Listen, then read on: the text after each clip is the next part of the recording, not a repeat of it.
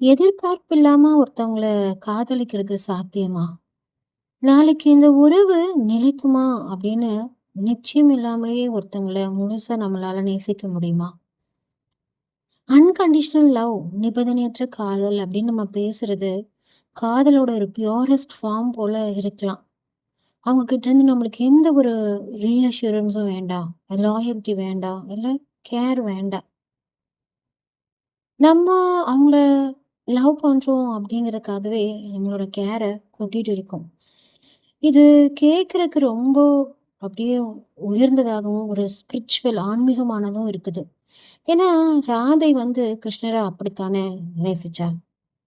ஆனா, நாம ஒண்ணும் கடவுள் இல்லையே!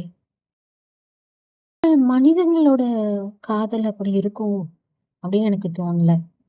எதிர்பார்ப்பு இருந்தா அது காதல் இல்லன்னு சொல்ல முடியுமா? யாரையாவது நம்ம ரொம்ப விரும்புறோம் அப்படின்னா, அவரு நம்மள தேர்வு செய்வார் அப்படின்னு நம்ம நம்புறோம்.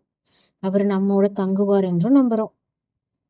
உலகம் பார்க்கும் முகமா இல்லாமல், நான் உண்மையில யாரு என்பத அவங்க புரிஞ்சுக்கணும், என்ன நம்பணும் அப்படின்னு நெனைக்கிறோம்.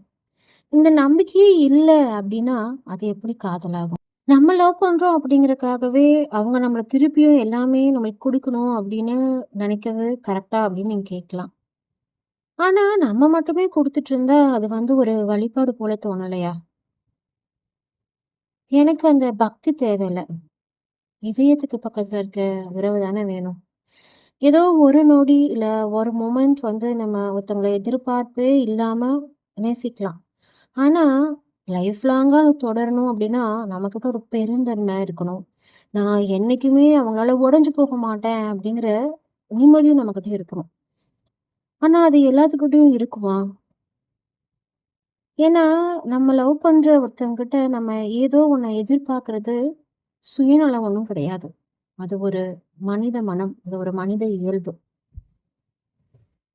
எனக்கு மட்டும் தான் இப்படியெல்லாம் தோணுதா? இல்ல உங்களுக்கும் இந்த மாரி ஃபீலிங்ஸ் இருக்கா? அப்படின்னு கமெண்ட் செக்ஷன்ல ஷேர் பண்ணுங்க.